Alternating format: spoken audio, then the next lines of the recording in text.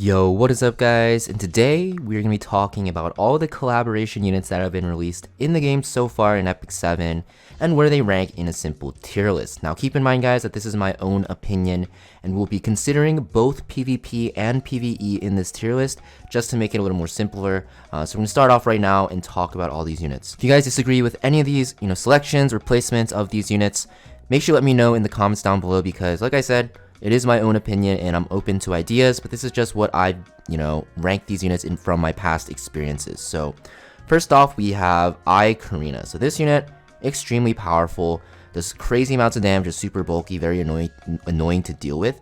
I'm going to put her in the S tier because she just seems very, very strong. And honestly, she's just pretty, crazy in terms of the current meta because she's very good in defense teams and she's very good in RTA as well. Next we have Ning, mostly going to be used as a barrier unit counter. Against barrier teams like Fallen Sicilian, stuff like that, she's actually pretty good. But there's a lot of barrier inversion units or barrier countering units that are very good like Opsig and stuff like that and DJ Bazaar. And she's not nearly as good as those units, but she's still very powerful in that certain situation. So I'm going to put her in the B tier. Next we have Winter. So, she's very, very strong in my opinion, but I think I value her a little more than other people. So I'm going to put her in the A tier for now. She can be S tier though if you could pick her into the right scenarios where there's a lot of non-attack skills because she ramps up very, very well. Only problem is her sustain is pretty bad and she kind of relies on, healing to actually survive, especially in longer fights, especially in World Arena. But I think for her, kit, she's pretty decent for PvP for now. Next we have Giselle, one of the best single target nukers in the game. She is very, very powerful because she can delete 2 units. The only thing is she doesn't really do anything different from other single target nukers because, she really requires that setup still. But she's still very powerful because she has extinction. I want to put her in the B tier as well. Next we have Rem. Rem used to be super powerful on her release, especially when the ReZero collab first came out. She used to be S tier, but I think she's definitely fallen out of favor because there's a lot of good green units in the current meta. Rimuru counters her, which is running right now, and she also just gets owned by anything that counters counter units. So for now, even considering C tier, but I think I'll put her at the top of E tier because she's still usable on defense teams for the most part.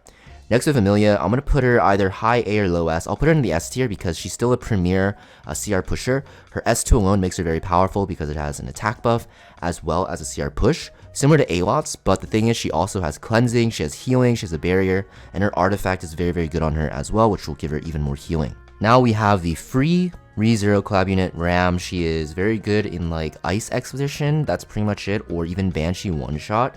The only thing is her stat requirements are still pretty high, especially for Banshee one-shot, and honestly, they're just better options. I'm going to put her in the C tier because I don't think she's that good, even as a free unit. Even though free units are pretty bad, I think she's one of the worst free units in the game right now.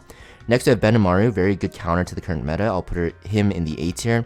At first I thought he'd be S tier, but playing with him, it's actually pretty hard to use him in World Arena because you can actually just play around his kit, right? You don't have to use your extra turn skill, which makes him kind of useless in a sense. And defense teams are switching up now where they're not really running Conqueror's or Lua just because of Benimaru. So yes, I guess he is S tier because he did change the meta, I'd say, but after the meta shifts completely and people start to not use extra turn units at all on their defense teams, especially because his banner is running right now, he will not be that great. He'll be A tier, maybe even B tier, but I'm going to put him in A tier because he is a solid counter pick to 2 of the strongest units in the game right now. Now we have Rimuru. So Rimuru, pretty powerful unit. I'm going to put him in the S tier. He's very flexible. You can build him as a tank, as a damage dealer. Regardless of how you build him, he will be very annoying because he steals buffs, or not steals, but copies buffs. And he also has his S3, right, which will deal 10k fixed damage. On a damage build, it does a crazy amount of damage and can defense break, right? On a tank build, it still does pretty decent damage, but won't really one-shot units for the most part unless they're squishy. But just having a tank unit that could one-shot units without having to get low on HP like a Yulha or Crow is just very valuable. And his buff copying is very strong as well. I'm going to actually rank him a little bit higher than Amelia. I don't think he's as good as Karina because Karina is just super annoying to deal with her damage, but Rimuru is a little bit less tankier than Karina, but can supply, I guess, similar damage. Next, we have Shuna, guys. So this unit, super powerful in World Arena. She, after her buffs and her exclusive equipment, and I guess rework, more so than buffs, she's extremely powerful as a disruptor with her sleep. Very powerful with her cleansing as well. I'm going to put her in the S tier. If you guys have played with her in World Arena after the buffs, you'll know how strong she is. If you haven't built her yet, she is super, super powerful even as a free unit. I think she is better than Karina, but it's very, very close. Next, we have Milim, guys. So Milim is a premier landy counter and a very good evasion counter. Because of that, she's going to be in the A tier. I think higher than Winter probably, maybe even higher than Benamaru because she actually can see more play. But I think she's very strong against those units. And if you don't have her built and you're struggling against like evasion units, she's very good because of her Dragon's Eye, which will actually give her hit chance 20%, I believe. And you can also give her like Symbol of Unity and she can get an extra 20%. And also she has evasion built in, which makes her very hard to kill. Next we have Riza Hawkeye. So this unit, not that great. She's like okay for like some niche comps, but honestly will not see any play because it's just too hard to play around and she's just not that strong. Not really much to say. Her kit is super weird in that she has to like protect a unit, like a single unit has to be like the carry and stuff like that. But I'm not really a fan because yeah, just too much to set it up and there's not really much reward, right? Next we have Roy Mustang, guys. This unit, not that great. He's not super OP, he's not like weak or anything. He's very tanky because of his passive, but he relies very heavily on souls. And his damage output, although can be pretty crazy, just needs a lot of time to ramp up because you need to build up those souls, right? And Balian just like completely counters him, just like anything that has like extra attacks will counter him, right? So I'm gonna put him in the B tier, probably like somewhere here, I'd say. Somewhere in the middle, but hard to say. Edward Elric, guys. So this unit, pretty strong. I don't think he's like OP, but he's a very good counter pick against debuffs, and his damage ramps up very highly as well, and his tankiness is pretty good as well with that barrier built in, and the fact that he scales with HP.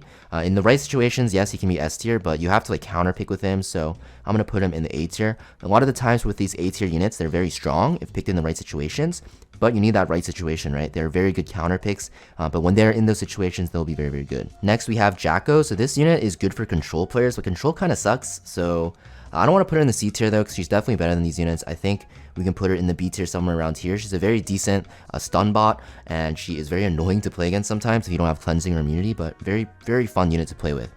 Baiken, guys, just because of how good she is in Banshee one-shot, she literally can one-shot Banshee with the free attack set that you get at the beginning of the game, so you just need no investment really. And building for the first wave clear is super easy as well with other units. I'm going to put her in B tier. I'm going to put her actually like around here because she's only really ever used in Banshee one-shot, but she's so good there. You can actually use her in Ice Expedition as well, and she's pretty good on a Banshee one-shot build. You can score around like 500k points-ish with it. And actually you can use her in Guild Wars offense as a one-shot unit with like an Amelia or something to push her up, because her S2 and S3 do a lot of damage. Next we have Dizzy, guys. Easy C tier. Actually, that's not true. Dizzy is super good in Abyss. In PvP, she's completely useless now, even though she used to be super strong. But in Abyss, she is so good for the early floors that I kind of want to just put her in the A tier, which might be funny because I just said she's C tier, but I'm thinking about it now, like her power in Abyss for early floors is so good. Like she can carry you through most of the beginning of the game and even like through into the like hundreds of the floors of Abyss very easily. So I think she's an easy A tier actually because of her PvE capabilities.